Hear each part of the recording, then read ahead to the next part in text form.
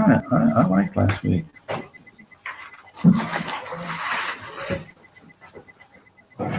So while everybody's coming in, so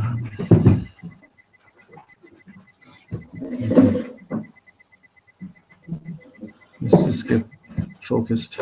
Welcome.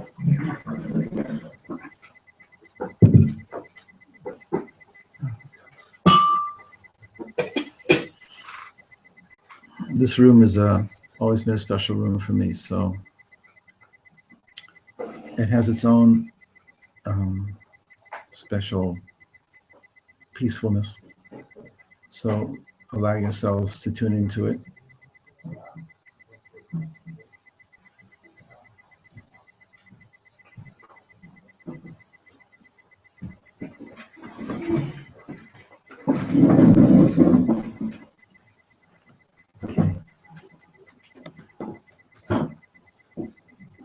I would like to talk about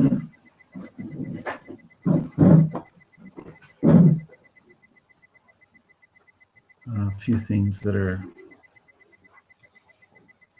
personal in terms of my own personal experiences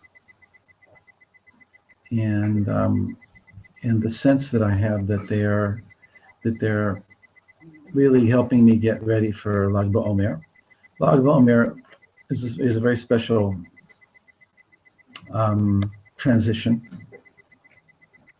and I want everybody to ask themselves, what do I want to know about Lag BaOmer?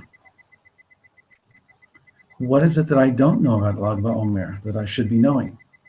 And even if I don't know everything about it, but what are people doing on Lag BaOmer besides lighting fires? Is that all there is? Right? So I like those questions formulated by yourselves, if that's possible. Whatever the questions are that you have. What's the relationship of Lag BaOmer to the rest of the Omer, to Shavuot? Maybe tell me if they're not questions. I'm interested to know. But I think that's what's in the air right now. And so I would like to really, get a good hold on it.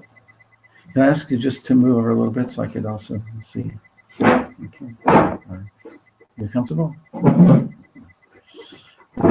So how does that strike you? I have actually some stuff here, some text, but I wasn't able to Xerox. Well, all three of the Xerox places that I went to, two were closed and one said no before we even got there. He didn't want us to come in. Interesting. So he took it that, okay, fine. I have a little text here that's read on Lag BaOmer. And it's from the Zohar. And then I have what the Gaon of Vilna says about it and what the Ramchal says about it. But I don't have a copy for you. But it could be that at a certain point I'll want to share something of it with you and maybe the ideas that are here. One of the big things about Lag BaOmer is what's called the Idra. There's two Idras, two gatherings in the Zohar that stand out, where Rabbi Shimon Bar Yochai reveals very, very powerful ideas that never had been clear before. They've been known, but how to express them was the problem. And so he was a master doing that. The Idra Rabbah and the Idra Zuta, the great Idra, the great conference, and the minor conference. The minor one is what happened, which is the end of Parashat Ta'azinu, which is where the Zohar describes Rabbi Shimon Bar Yochai's last words and his passing, and what happened in the house when he died, and what the reactions were of his son Rabbi Elazar and Rabbi Abba and Rabbi Chia, and who he told to leave before he died, and it's a very interesting description, and it's all centering around this incredible personality, Rabbi Shimon Bar Yochai. I would like to say before we go into any specifics that the revelation of the Zohar says itself that the coming of Mashiach is connected to this, to the knowledge that will be spread, the knowledge of Zohar that will be spread before Mashiach will be a preparation for it. It'll be a deeper level, like the soul or the soul of the Torah will become more revealed. Even children will be able to start to know things. So based on that and a few other things, it's not just a book. The Zohar is not just a book. And Lag BaOmer is not just a commemoration of his passing, or what we call his Hilula. Hilula means a celebration. And rarely when we have the passing of a tzaddik, we call it a Hilula as opposed to a yahrzeit. Like, you don't hear it often, but for certain tzaddikim, you hear about the Hilula. The yahrzeit is not mentioned. It's Hilula. It's a celebration. And it's interesting, the use of the word. It means light, from Hallel and Hal. The word halo comes from the Hebrew hilo. There's a verse in Job that says, Hilo nero ale roshi. The halo of his light was above my head. Job is describing what it was like in the womb of his mother. Shalom, shalom. This room here, back there.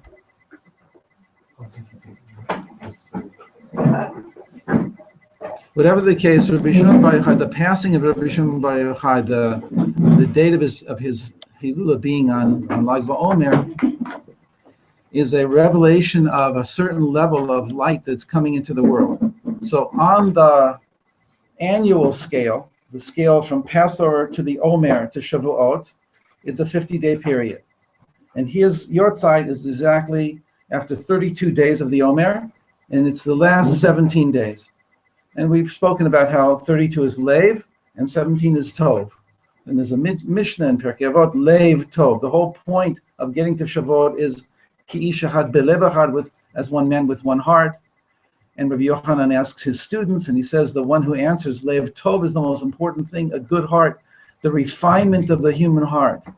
So these days are the refinement of the human heart, and Tov, the Tov days, the 17, the last leg, when you're going up to the top of the mountain, you need the Tov, you need what's called the Tov of the Torah. The first time that the word Tov in the Torah is used is when? For Vayar Elohim et ha'or ki Tov. So they say, the Zohar says, and there's a verse in Tehillim, Marav Tubcha, how great is your goodness? Meaning you say, how good is your light? Because light and Tov now, or certainly specifically the Ora Ganuz, the hidden light, how great is the light that you've hidden away for those who revere you, is how great is the goodness, and it means how great is the light. So goodness and light, because of the verse in Bereshit, Vayarahim or ki Tov, so Tov becomes a code word for light. When Moshe Rabbeinu was born, it says Vayarehu et hayeled ki Tov. And Rashi says on the spot, the house became filled with light, right? Because that's like a normal connection for us. So the Tov days, the last 17 days of the Omer, represent on an annual scale the light of the Torah coming down for the last 17 days, almost like down into the darkness to exhilarate us, to excite us, to inspire us to go towards the top of the mountain to get that Torah. And specifically, it's the sodot of the Torah, the deeper teachings of the Torah. So that's on the annual scale. And then so on the historical or meta-historical scale, there's room here. Yeah, please. On the meta-historical scale, that this little period of 50 days, just like in Parashat Bahar, it talks about the 7 times 7 years leading to the 50th year. Just like the Omer is the 7 times 7 weeks leading to the 50th day. So history can be seen as a 7 times 7 leading up to a great 50. We're not talking about days or years anymore. We're talking about the concept of 50.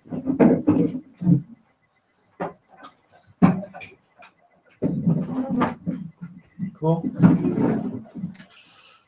So that really was a big breakthrough for me, is to see that the holidays themselves are miniatures, right? Shabbat is a miniature, Purim is a miniature, all of them. So, but this period also, it's very instructive to see this as a miniature of our lives and of all of history, and that we're moving towards the great Shavuot of history, the great manifestation. We say in Musaf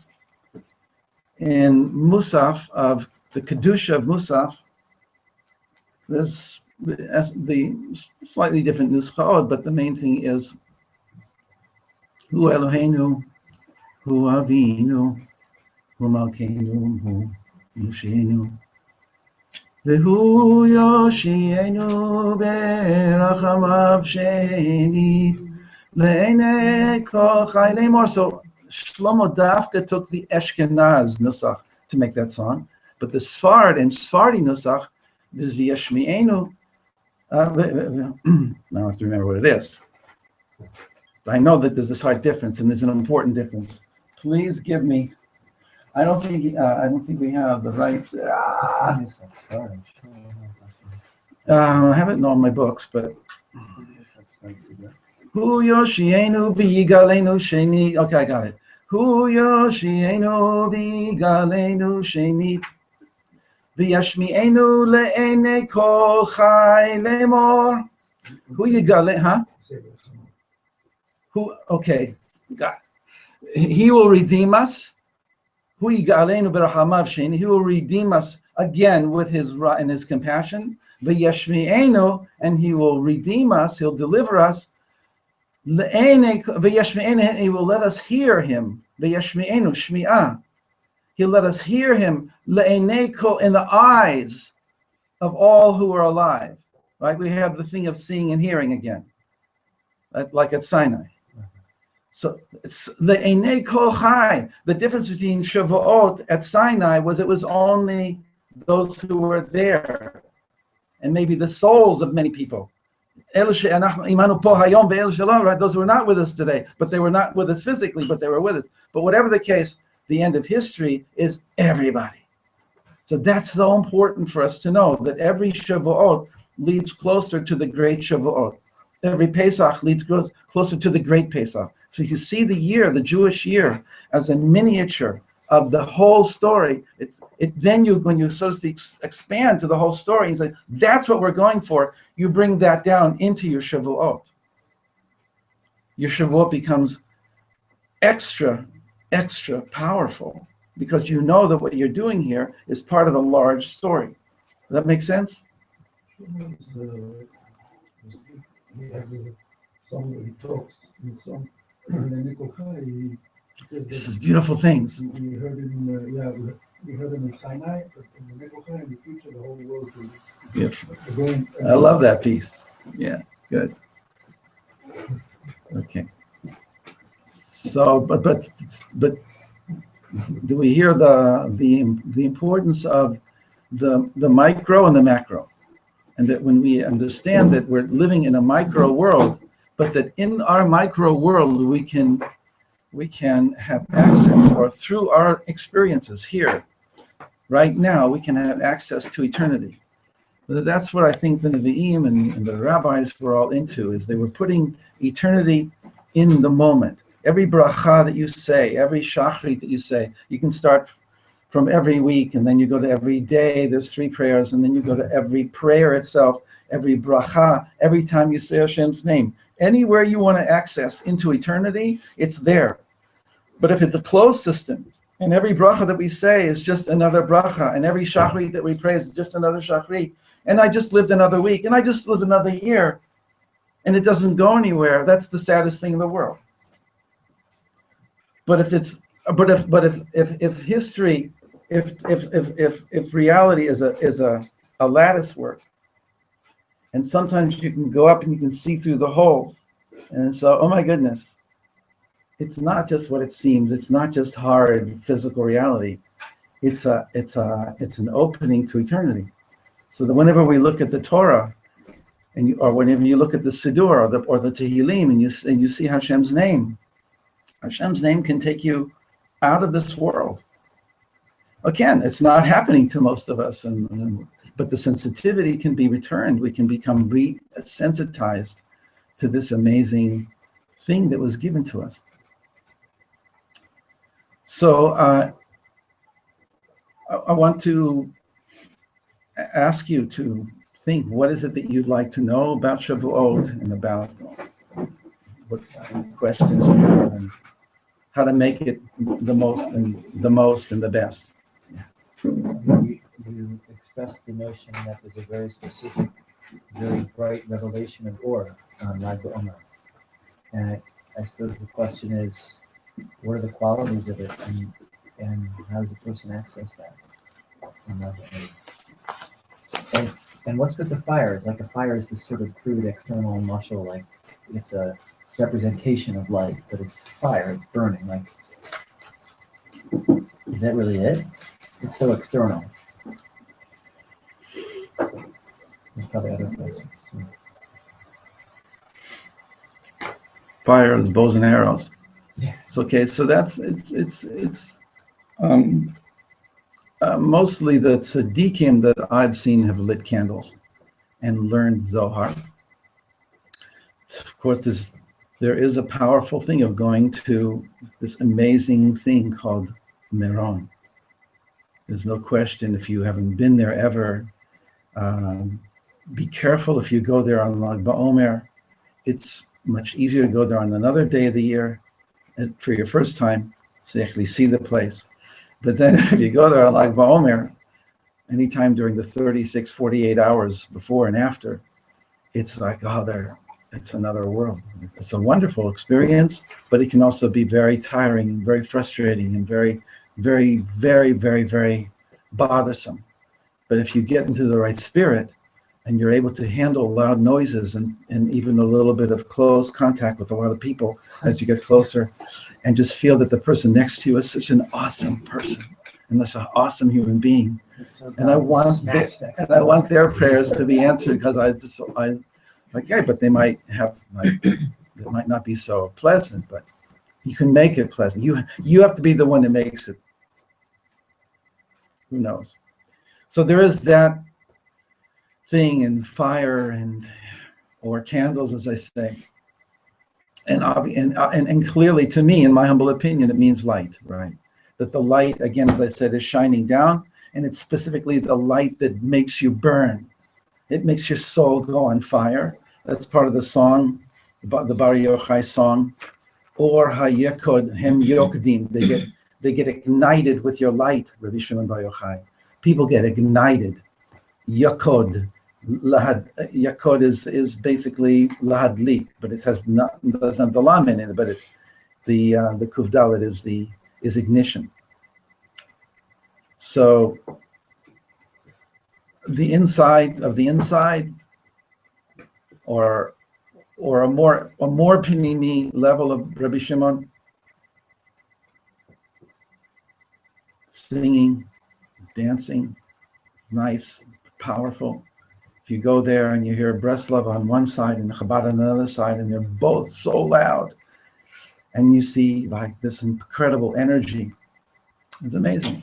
Or if you're in your home or in your little community and you have fire, and you make a barbecue and you sit down and you enjoy the family, but it has to be also that there's something about this fire that you look into it. There's nothing like looking into a campfire, into a bonfire.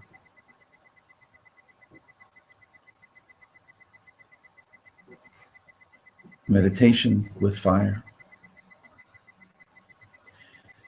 And then, as I was going to say, the learning of the Zohar.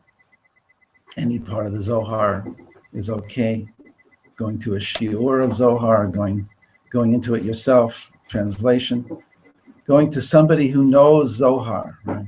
Not an outsider of Zohar, but an insider of Zohar. It's the whole world. I've been learning Zohar for 35, 40 years, and I still don't. I know, like, one special thing about Zohar is there are some plastic chairs here. Right inside here. One special thing I'll say, and then I'll open it up again, is that the Talmud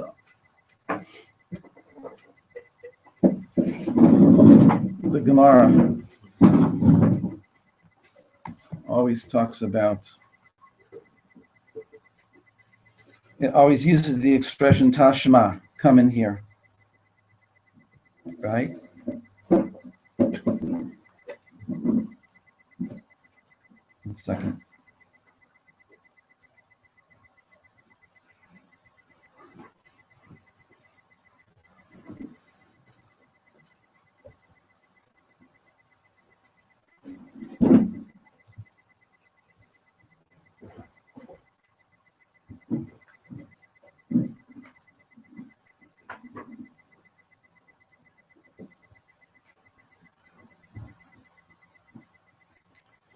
So the Talmud always says, Tashma, come here. And the Zohar always says, Tachazi, come see. So I'll read you a little piece I wrote about it.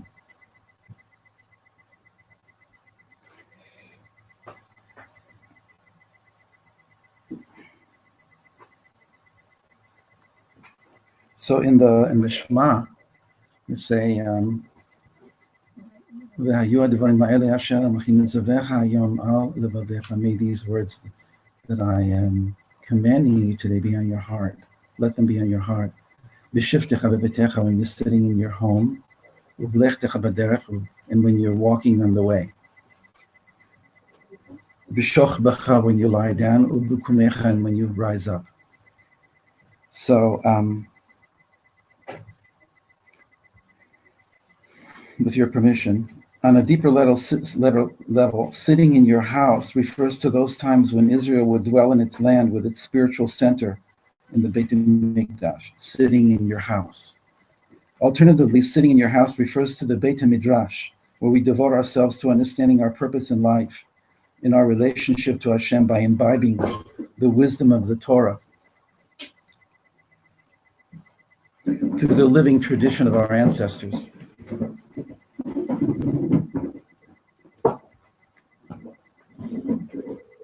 Traveling on the road, on the other hand, alludes to those times when Israel takes the Torah with it as it wanders into the constricted consciousness of exile, or alternatively to actualizing the teachings we have received from our ancestors when we must leave the study hall and travel the difficult road of life. Alternatively, again, sitting in your house alludes to Talmudic discussions that generally took place and still do take place in the Beit HaMidrash, in the study hall, and embody the idea of hearing and receiving the horizontal transmission that has been passed down through the generations. According to Kabbalah, Shema Yisrael must be recited while sitting. In addition, Shema, hearing, is always associated with internalizing ideas through deductive thought and contemplation, both of which are associated with sitting. Picture Rodin's La Pensure, the thinker. Traveling on, it is perhaps for this reason the expression Tashma, come here, is paradigmatic of the Talmud.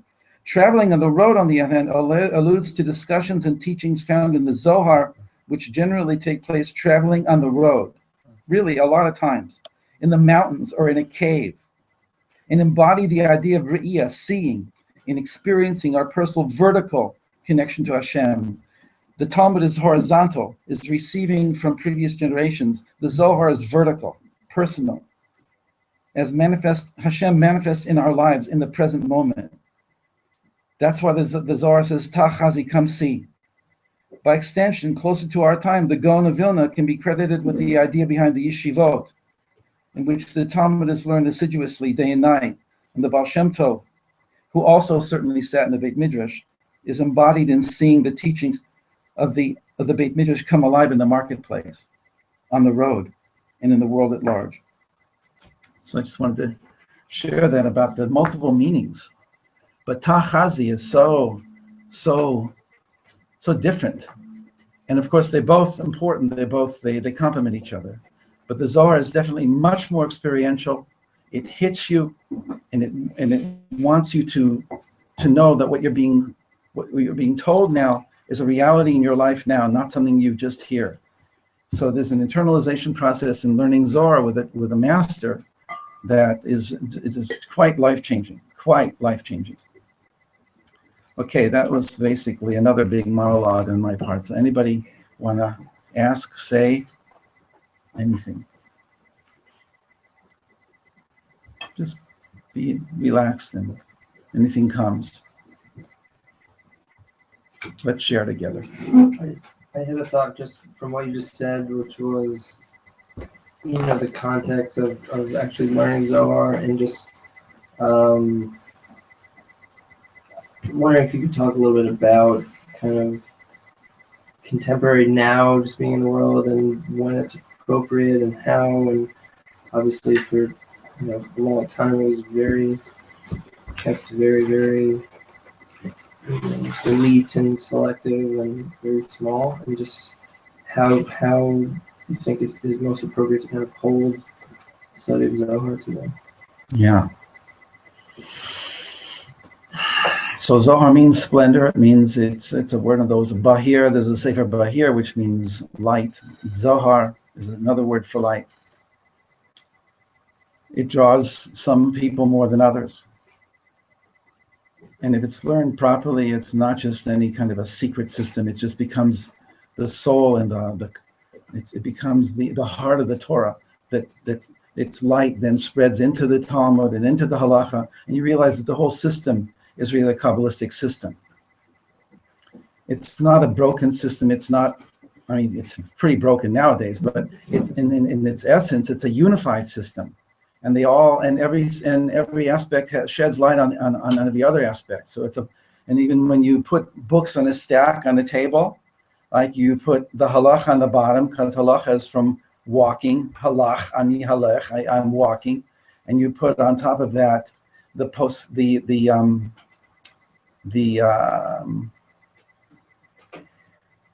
just make it simple, the Midrashim and the Talmud, the Mishnah, and then you get to the sacred writings, Tehillim, Job, Lamentations, stuff like that, and then you go up to Nevi'im, Yeshayahu, and you get up to Torah. And you've created basically a complete structure from head to foot. The feet is the halacha, and in between are all these other things, which include all the various different limbs of our bodies, our hearts. The Midrash is very heart-like, and Kabbalah is in there in the Midrashic area. Right? But Chumash is the highest, because Chumash is most infinite in its meanings. Just like the brain has the ability to communicate with every part of our body in a holistic way from its point of view, but in terms of what the body can understand. So the Chumash is the most infinite aspect of the Torah system. But it's a whole unified, holistic system. And the fact that the Sfarim say that it'll be revealed more and more as Mashiach comes closer, and it will actually be instrumental in opening up our consciousness, just an intellectual activity, obviously, but maybe not obviously.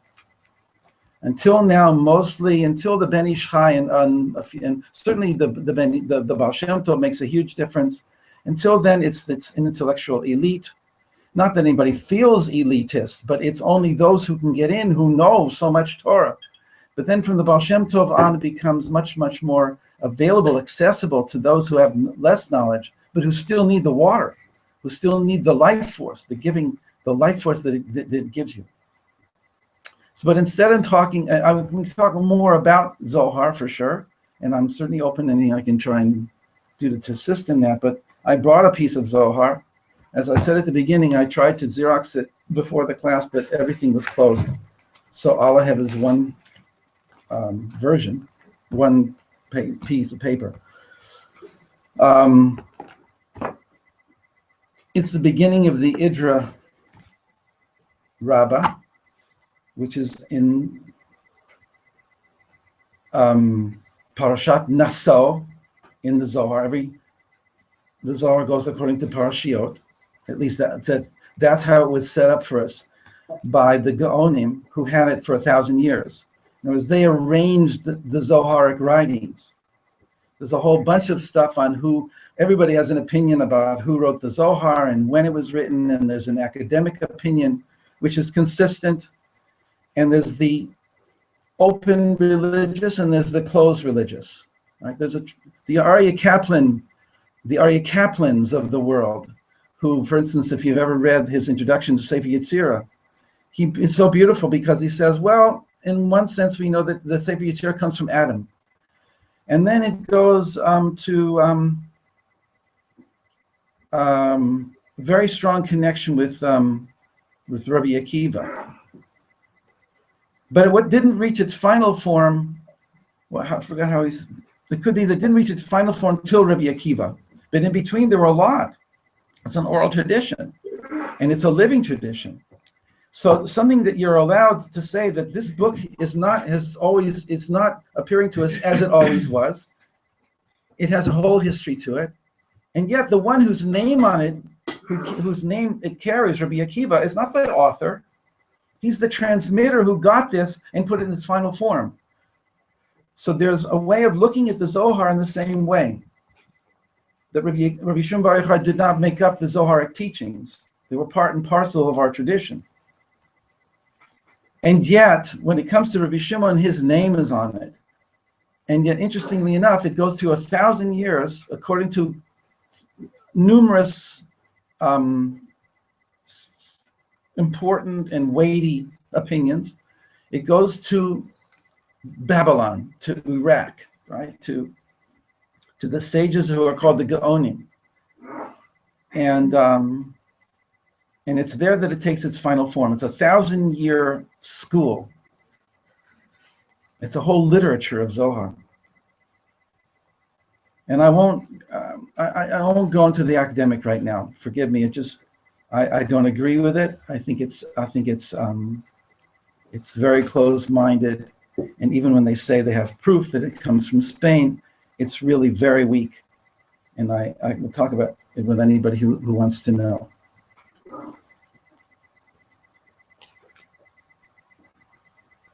I wasn't so together on that last part. Okay, sorry. So the Zohar says, Tanya, Amar Rabbi Shimon said, Lechabraya. He said it to the Chaverim. And he says here in the Matok Midvash, was the latest 18 or 19 volume. It comes in different sizes, but it's a 19 volume set of Zohar. And he devoted his life to the Zohar. His name is Rabbi Daniel Frisch. He passed away. And it's a little small to see, but at the top of each page, he has the Zohar text. And at the bottom, he repeats the Zohar text with smaller print in order to explain, not only translate, but to explain. So it's called the Matok Midvash, the sweeter than honey commentary. I met him once. He was saved when he was 8 years old, I think, in the Shoah. He was on a pit of dead bodies, God forbid. He escaped. They thought he was dead. He got here to Eretz Yisrael somehow, and he devoted his whole life to the Zohar. He had a Kolel for Zohar. And the story goes that when the last volume of this Zohar was given to him in his hand, he was teaching a class. He said Shema Yisrael, and he passed away at that moment. And it's a part of the Yerushalayim Shel Mala stories that there's these amazing people who nobody knew that they learned Zohar. And once somebody would find out, then their days, that was the end of their life in this world. Some interesting connection. Has nothing to do with us. We're going to live. But the beauty of what the Zohar does to you. And of course, it's a balanced diet. Everybody should have a balanced diet of everything. Tanya, Amar Rabbi Shimon Lachabraya, he said to the Chaverim. So he notes here, Rabbi Shimon calls his students Chaverim, friends, because they were all so close together in oneness. Chaver, Chibur, they were connected. The 10 main characters in the Zohar, Rabbi Shimon and his 9 Talmidim. And again, the Ari also had the same setup with him. And the Ari was a reincarnation somewhat of Rabbi Shimon. You don't come across an Ari in every generation. And the idea of a Keter, with 9 students is very powerful. So he said, ad emat nativ bekayama dechad samcha. Until when will we sit in a literally it means until when will we continue to sit in a single column? And so the interpretations, I have the Gra here, I have the Ramchal, I have the Matok Midvash. The Gra immediately says on this in his parish that we have a teaching that, and Rabbi Kaplan writes about it in Inner Space in chapter 10 in Inner Space, that the initial positioning of the Sfirot was one above the other. It's called Chad Samcha in Aramaic, one column. And only afterwards, when there was a breakage, it was called the Shvirat HaKelim, the breaking of the vessels, the shattering of the vessels, then Hashem re-put them together. Humpty Dumpty sat on a wall. Humpty Dumpty had a great fall. And all the king's men and all the king's horses couldn't put Humpty Dumpty back together again. That's a Kabbalistic thing as far as I'm concerned. Now, what are the horses being involved for? Because the horses represent the laws of nature, and the men represent the angels, the angelic world. Neither the angels nor the physical laws of nature can figure out how to put the universe back together again after the shattering. It's only a divine plan that involves us, that we put the egg back together, the egg of total unity back together. But when Hashem did do what's called Tikkun Maaseh Bereshit, the rectification of the work of creation, he put the Sfirot back together again, but in a 3-column system. And we'll see about that in the class, or you can read about it yourself. It's a masterpiece what Rabbi Kaplan did in his chapter 10 of Inner Space. It's really, very special. The idea that the Ari says a number of reasons why the one on top of the other doesn't work. And that in the sense that there's a light that came down into these 10 vessels. And then the top one wanted to receive all the light. The top 3 actually didn't completely break. But starting from the 4th one down, it tried to receive all the light that was coming down to it, and it broke, and the light shattered. Most of the light went back up, and the light that fell down with the shattered vessel, the shards, or what's called the pieces of the vessel, came down as sparks accompanying the shards, and it just went down into an abyss. The same thing with the 5th, the 6th, the 7th, the 8th, the 9th, and the 10th. There was a shattering. Hashem puts everything back together again. He says, now I don't want it to shatter. Now I want you guys to speak, not to be one on top of the other, that each man for himself. But I want you to hold hands so you can receive it. The totality of all of you together will be able to receive my light. And the Ari points out in Shar Mamar Rashbi and other places that in the laws of Shabbat, there's a very important concept called Reshut HaRabim and Reshut HaYachid. And Carmelit and Makom Patur. There are 4 different domains. And then the two main ones are Reshut HaRabim, the domain of the many, and there's the Reshut HaYachid, the domain of the one. Usually translated the public domain and the private domain.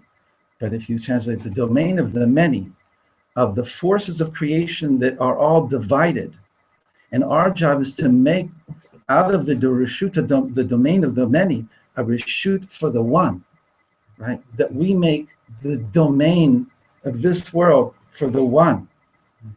And that's why a house or anything that's enclosed and all kinds of, technical things, the main thing that distinguishes a reshut yachid is called arba al eser. 4 by 4 area, 10 high. So the 4 is the 4 letters of God's name, and the 10 is the spelling of Hashem's name. But it's Kabbalah halacha and you see that the whole reason that the halacha is the way it is in all of its details is it has to be the perfect vessel to receive the spiritual concepts that it represents. Just like our body represents a spiritual system, and every part of our body, and our body in its totality. So the halachic system is a vessel for spiritual life.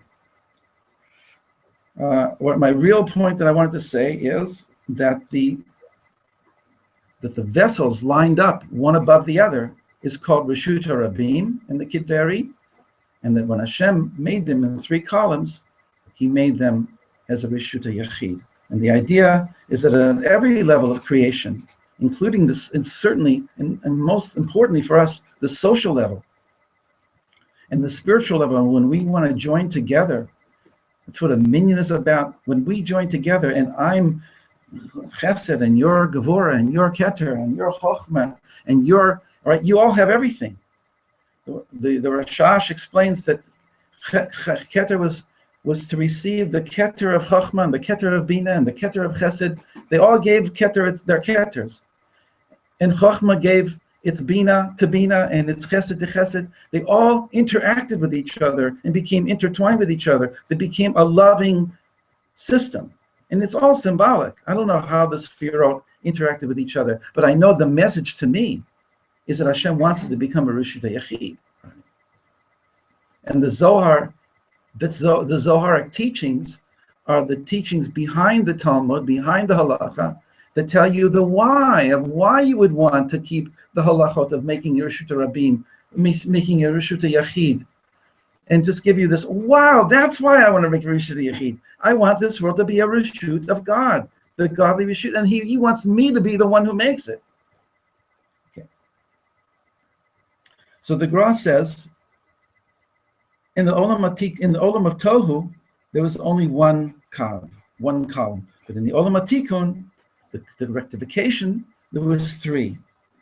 And in the Chorban, Beit HaMikdash, when the temple was destroyed, it went back to what it was beforehand, went back to a broken system. And he says, in order to understand this thing, he says, we have a mission in Pirkei Avot that says that the world stands on 3 pillars. Al Torah, Al Avodah, Al Gimilut Hasadim. And what Rabbi Shimon Bar Yochai is referring to here, or at least one level of his teaching, is Torah, Avodah, which is inner Avodah, but in the Beit HaMikdash, it was involved specific actions, and Chesed. So he says, Vehen Gimel Kavim Chesedin Barachamim. So these also represent the right, left, and center of the tree of life: love, judgment, and compassion. Torah is Tiferet, is compassion. Avodah on the left side, but Safon on the north side, which is Gevura, which is Din. Avodah, the inner Avodah that each one of us has to do, is the comparable to the work of the Beit HaMikdash, Korbanot. Gimilut Chasadim, Chesed. So he shows you already a number of, the Gra is a integrative thinker. He's bringing in the middle of a parish of a commentary on the Zohar, he's bringing in Pirkei Avot, right? Because he says, don't think it's different. It's just different ways and positions to stand in vis-a-vis this one source of knowledge. So when the destruction of the temple, we had no longer the ability to do avodah of the korbanot. V'chen Torah. And he brings a number of sources that the Torah also was weakened tremendously as a result of the destruction of the temple. And all we have left is Chesed. So when now Rabbi Shimon Bar Yochai says, 70 years after the destruction of the temple, how long are we going to sit in one column? He means, let's try and restructure the tikkun, the rectification. And he has Rabbi Elazar sit in front of him and Rabbi Abba sit in back of him, because they want to become now a receptacle for this rectified Torah that wants to come down.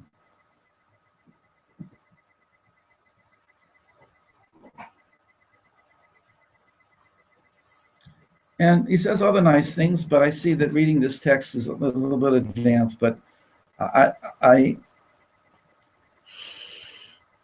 Let's be Rabbi Shimon and his students, right? Let's sit here knowing that we're all spherotic, right? And that the whole purpose of the sphirot is to create a system of vessels that all are instruments or receivers that all work together with love in order to bond, to become one man with one heart, to receive the Torah that Hashem wants to give us, the Torah of Rabbi Shimon or the Torah of Moshe, the Torah that comes through each one of these tzaddikim, which really right? This new Torah, Mashiach, that's coming down more every year, bringing us closer and closer. So just picture ourselves. You want to close your eyes. You want to look at your neighbor. Look who's around you. Look at the incredible formation that we're all in the room. This T formation. It's a circle, but it has curves. We're also kind of 3 columns. We're also almost 3 columns. Very nice. Here's the Keter, Dot, Tiferet, Yesod, Malchut column, and right and left. So let's pay attention that even in the shul, men and women on one side, on separate sides in 2 different places.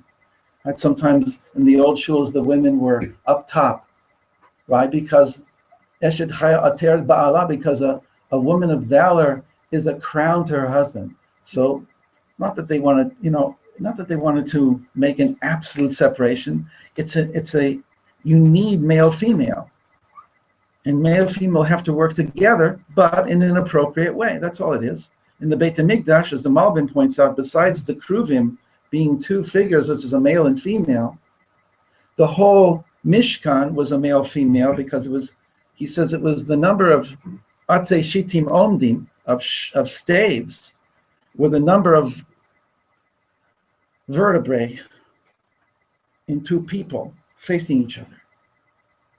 That the Mishkan represents a male-female connection to become the receptacle for heaven.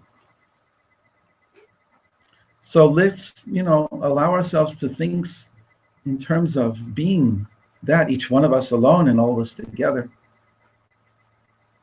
The days are coming. Yesterday, before sundown, was the 31st day. I didn't say with the bracha yet, but tonight will be the next one after, and then tomorrow night. Tomorrow night is Islam. Okay. So this light is coming into the world, and this class is in honor of that light. So honor that light coming into you and to me and to all of us together, into Yerushalayim, into Eretz Yisrael, into the world, flowing from here to the entire world. Be surrounded by the light. Be impregnated by the light.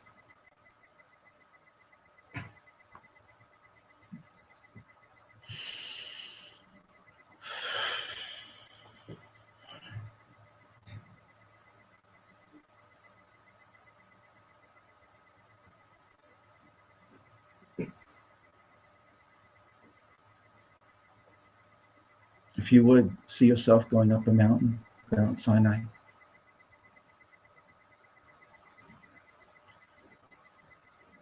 I'll describe to you my Mount Sinai experience.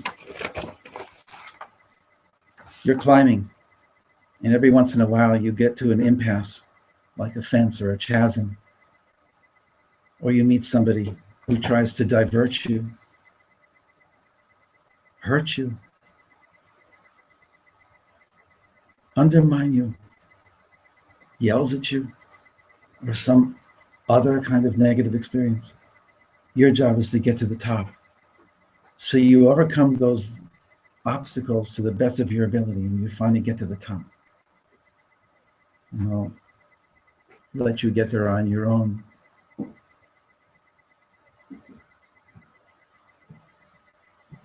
Whatever trees, whatever vistas you can see when you look down into the valley. You can even go above the clouds. The fire can be at the top of the mountain. The mountain can be on fire in terms of it being spiritually on fire, not just physical fire, but fire that interpenetrates physical reality and amplifies the energy level of the physical. And you're like, it's not even a physical mountain. It's a mountain of light. But whatever the case, all that is open. But let the mountain be real, and let the people of all the world be around this mountain.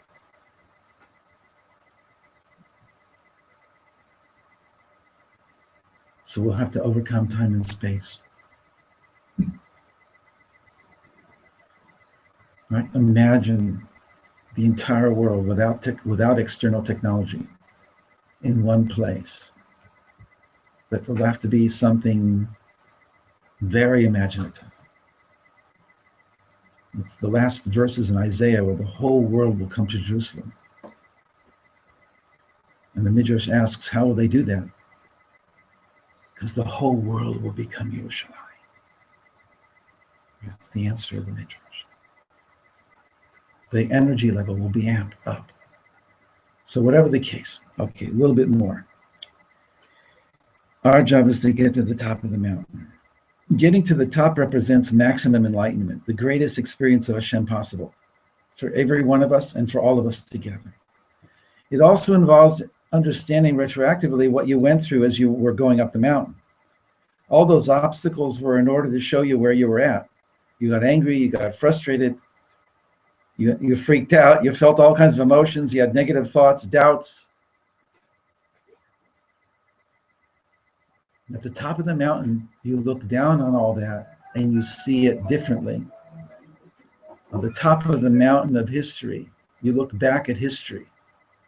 You've been given now a new way of looking, a heavenly way of looking.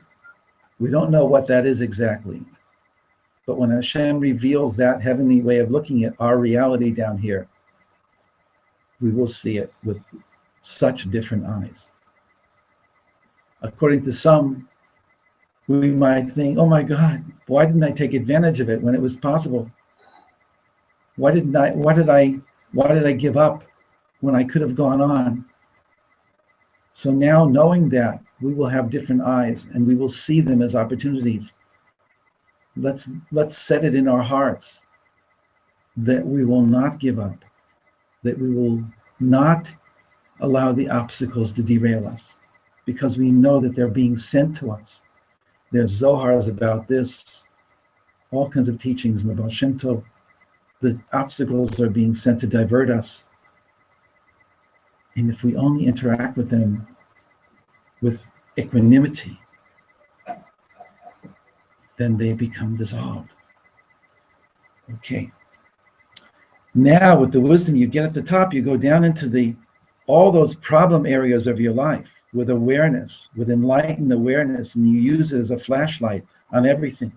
And then something very interesting happens. You see the mistakes you made and the negative emotions with different eyes. You see why you did things. You see the inner desire was always to get close to Hashem. You just didn't know how. So now with awareness, with compassion, you have a chance to elevate all that stuff and become even closer to Hashem than you could have been if you hadn't done all that, suffered all that, felt all that.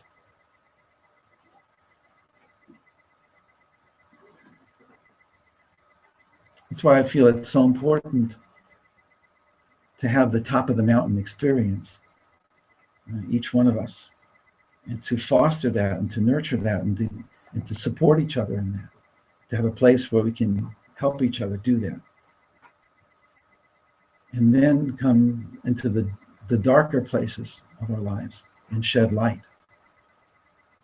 and be there for ourselves.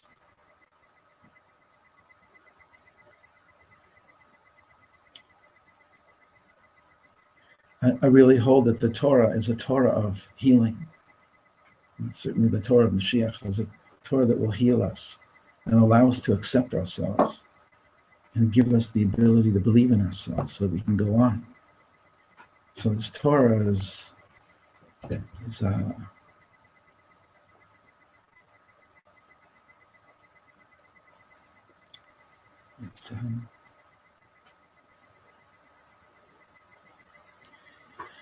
So I invite all of us to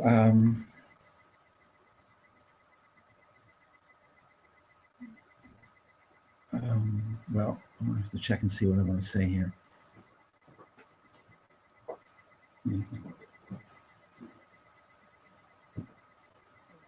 I was thinking of sharing with them what we did last night, but not doing it, but just at least talking about it. It's so special.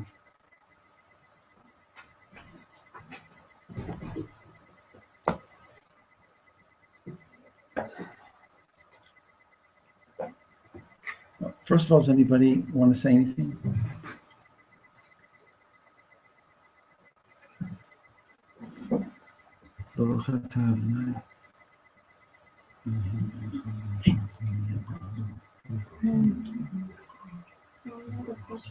Yeah. So we were planning on getting to that later, but with like all the chaos that's in Meron, everything going on. Yeah. How does one stay conscious of the light that's coming in and actually grasp it through the chaos? Right. Somebody said this yesterday or today. Was it you? Or was it somebody else? Okay, you're standing next to somebody and it's very crowded. The closer you get to the kever, right? And it could be very, very, yeah. And you just think how you love all these people, and you see them as beautiful. And even if they're, I guess I really believe my attitude is going to really determine, to some extent, to a great extent, what I experience. So I'm going in with an attitude that Am Yisrael is so amazing. They're coming to this like holy Woodstock, just amazing thing that they do once a year, and there's multiple realities there. Like when going up there, it's like a madhouse. There's this huge loud music here and loud music then, and people selling things, and it's like a complete fair. On the other side, you go around, and there's these bandstands with Hasidim, and they're all very, it's like very orderly and everything, and there's this Rebbe sitting there, and they're singing Hasidic and Nigunim, and it's not crazy, and it's not too loud, and then they start dancing also. And then you go out to another, and there's a bunch of Sephardim, and then you see the whole around it, there's like hundreds of tents. So to go there and to see it as one incredible manifestation of who we really are, I don't think you can have a bad experience. You might get really tired. Your shoes might get like really dusty and all that. And you should have a towel and a place to, wash your face whenever you can and carry a bottle of water, all the good stuff. Okay. And to survive, you can always go a little bit up and away from the main crowd to get a little perspective. Oh, there's places to go. Yeah. Anything higher up on the mountain. Higher up on the mountain. As Right. you were talking. Paradigm shifts. When you're talking about being up, Oh, yeah. you're supposed to go up and then not let the things stop you from connecting to Hashem. But there seems to be a lot of suffering now. God seems to be increasing these obstacles. I don't know if it's true, if that's what's supposed to be happening, but I've been to more shivas in the last few months than in my whole life put together, and just hearing so many people getting sick, and it's just one thing after the other, constant. And it's easy to kind of say that, but the people that are really having tremendous suffering, you look at a God. How are we supposed to be seeing that? Is it this is part of the plan? Well, I'm not the kind of person who's going to make little of anything. Even if I do believe that there's another way, there's another level of consciousness here that we can access, it doesn't take away the pain of other people's lives. Knowledge. And how are we supposed to relate to their pain? Obviously, if we know them, then there's a message to us and their suffering. Yeah. What can I say? I'll show you what Rabbi Aryeh Kaplan said.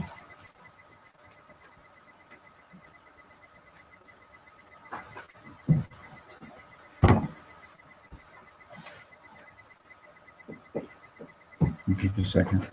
So Rabbi Kaplan was teaching a class 10 months before he passed away.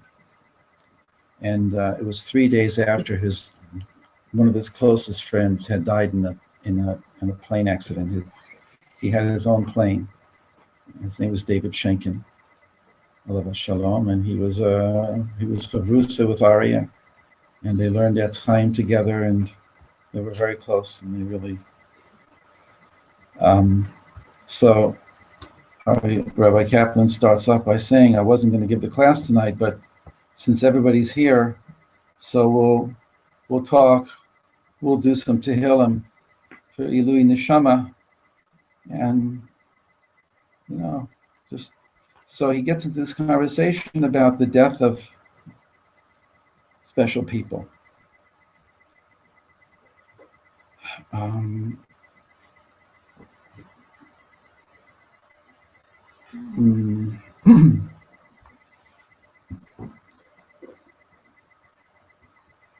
I just have to take another second to find it.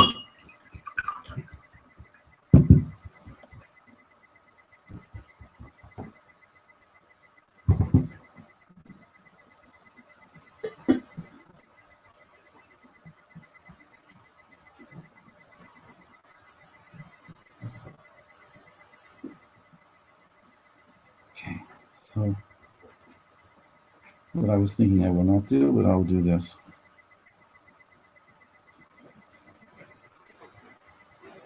So he says at one point in one of their conversations, a class that he was giving, David Schenken came up to him and said, "What's the purpose of this world? Why are we born? Really, we're spiritual beings, so why do we have to exist in this world at all? It seems to me that we come into this world to play a certain role, like an actor. An actor is given a role to play, and depending on how well he plays it, he will get the accolades.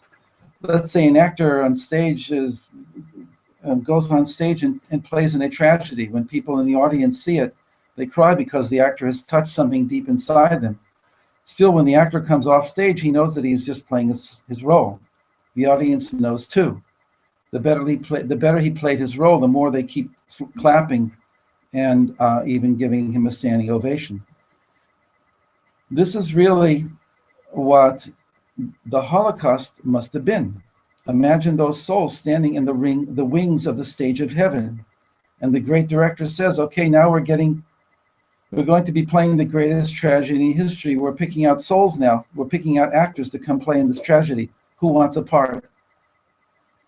I, meaning to say David Schenken speaking and Aryeh Kaplan giving over. I could imagine all the souls clamoring and pushing and vying with one another to get into this play.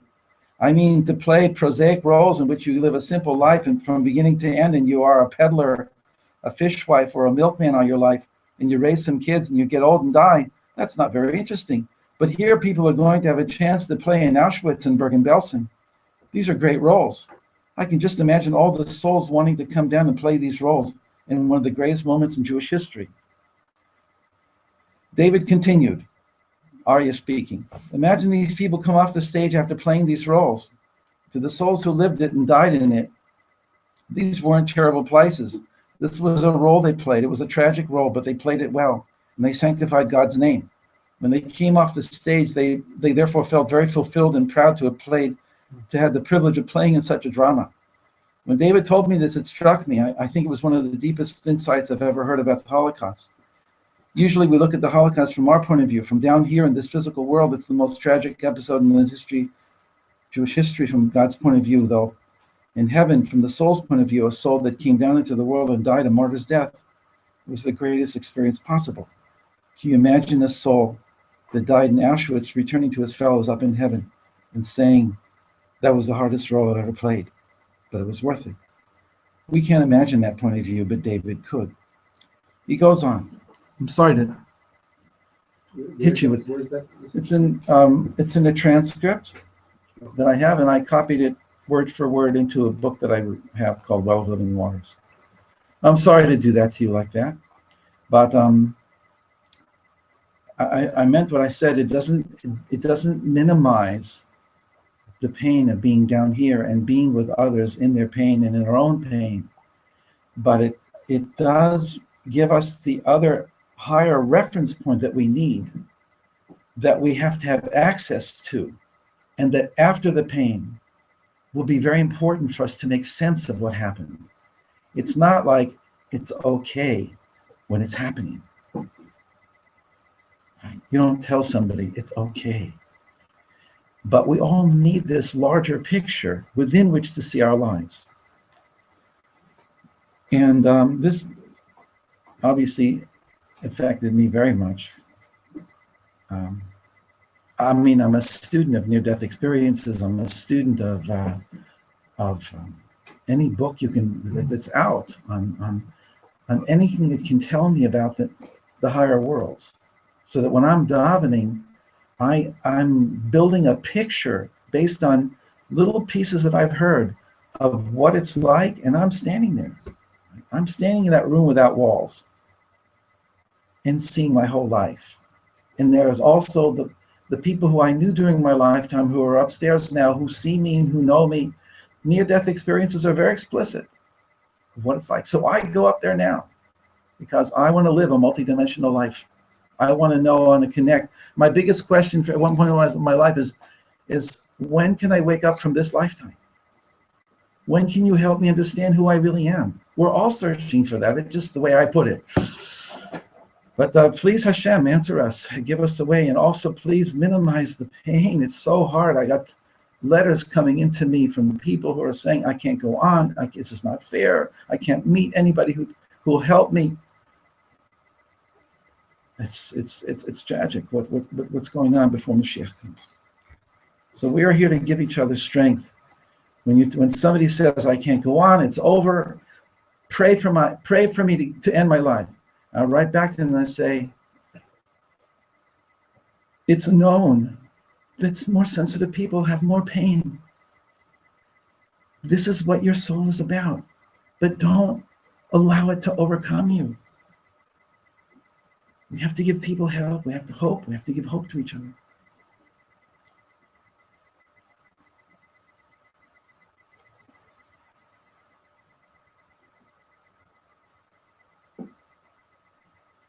We have to say, I don't know the answer. Who are we to know anything? And yet that opens us up to be able to be real.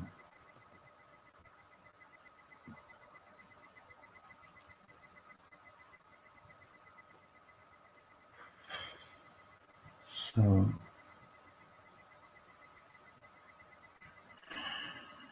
we need to sing, I think.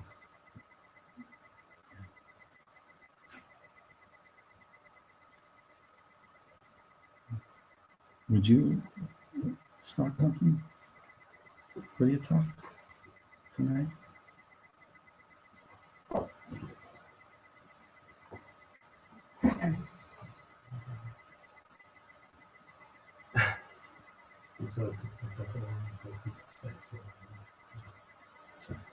Well, we have time. We have time. If you can, it'd be great.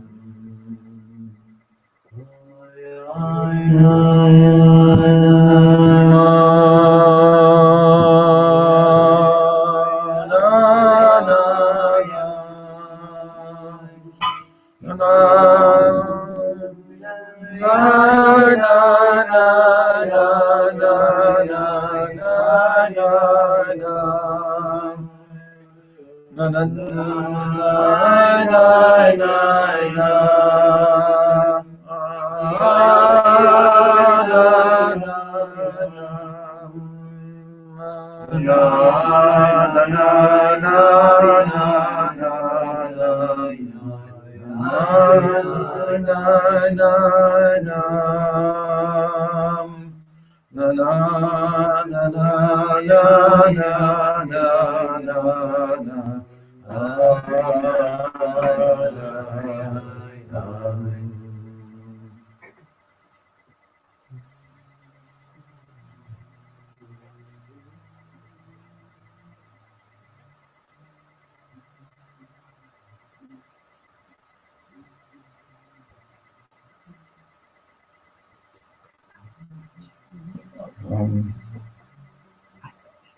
Yeah, you're waiting. You need more. Did I answer your question? I mean, I related to it. So last night we were with our very dear friend Daniel Katz, and he taught us an amazing meditation. And I don't think we have time to do it now, but let me share it with you. And share the idea with you. And maybe we can do it next time or the time after. And it's based on, well, and certainly it's going to come through me in the way I experienced it, and I'll give you something very deep clicked in me. So that's where I'm coming from. The top of the mountain experience in the Baal Shem Tov's parables, the inside throne room of the king. The inner experience that's behind everything. That's what draws me. That's what I write about. But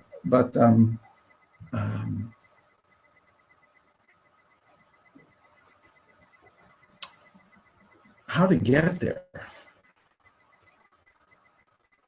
I had good teachers. They lifted me up, talked in such a way and they learned in such a way, and I learned with them in such. I couldn't help but write the things that I've written. And I look at them sometimes as I don't know how I wrote that. So the high experience, the experience of being so connected. So last night, he asked us, he used the word chirut, freedom. But I saw that what I did is I changed it to joy for some reason. He said, here, put a word in the middle of a piece of paper. And he said, chirut. And I put chirut there, freedom. But I realized later that every experience that, he said, remember whenever you felt free. And he gave them some great examples, like once when he first got his skateboard, he was like riding and just going over and over again and over again, the feeling of freedom and not wanting to stop, and mommy calling and saying, come home, and saying, no, I'm not getting off my skateboard. However, he said that. It was very, very, he felt it. So he was asking us to remember and to write down 4 or 5 or 6 times in your life, like including any time in your childhood, your teenage years, your any time, any amazing experience. Those experiences were given to us in order for us to be able to draw on them now. So remembering those experiences, those openings, those breakthroughs, those yeahs, those powerful moments. A lot of mine had to do with water, with body surfing, with dreams that I had when I, over the years of being in a mikveh that just went into a deeper mikveh, and not just a mikveh, I mean a living waters, a Gan Eden mikveh, and deeper and down and down. And then I was able to go into a flying dream that I had long time ago. So I was really opening up. I was in Gedi, where I went to the 4th waterfall in Nachal Arugot, and it was a beautiful time of the year, and there was this beautiful waterfall, and there was a 12-meter or 15-meter pool under the waterfall, and going in there and coming up into the waterfall and going down in the water, unbelievable. That was, and other experiences that came to me, and I wrote them down.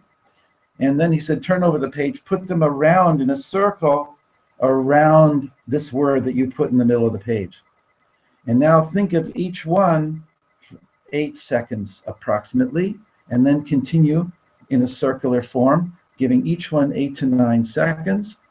Each experience with all the physical imagery or whatever smells, any you can get to get that, and then just go from there and go to the next one, and go to the next one, and go to the next one. That was the beginning. So I think all of us got into it, and each one had our own experiences. This is a very personal thing. We were asked to walk around the room doing this and then stop. We would stop and then we'd start again, get out of it and go into it. How to go into it and at a moment's notice. And what happened then, he says, all right, now do it real fast. Well, how do you do it real fast? How do you encapsulate an experience that was a major experience in your life in 1 second, right? So I don't know how I did it, but I started going around real fast in my mind in a circle. And also I already was starting to feel that the images that had come to me to write down of the experiences that I had a deep theme in common. And I was so happy about that because I didn't know when I was writing them down. And then the going fast was when they really, really revealed the oneness behind them. And that what my whole life is about. And I bless you all that you can find ways to access your inner connection with Hashem that's been there ever since you existed and is there now. And that those experiences that popped up that gave you the sense of that, they were only themselves partial, but that behind that is the whole thing, and that we have access to that through these partial experiences to recreate the real thing that was behind all of them in a conscious and aware way. So Shavuot is the national cosmic level of that. It's the high experience of our people that we're promised that will be the whole world, will be lifted up and see from the top of that mountain everything that ever happened to us and understand retroactively how it was all part of this incredible plan.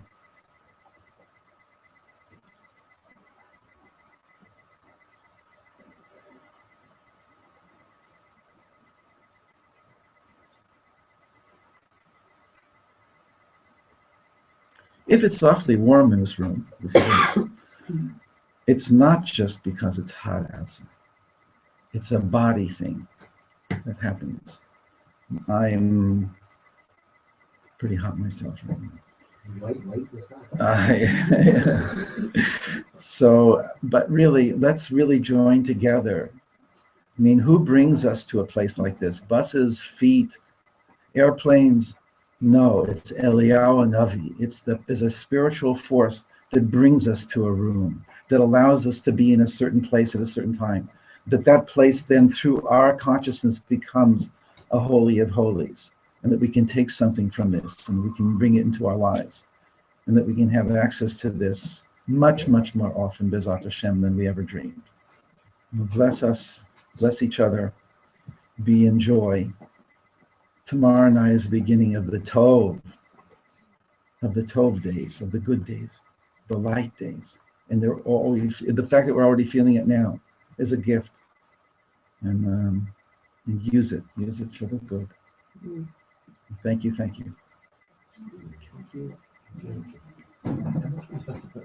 This is a 30 shekel class, and please sign in, and if your name is not there already from last week, put it in.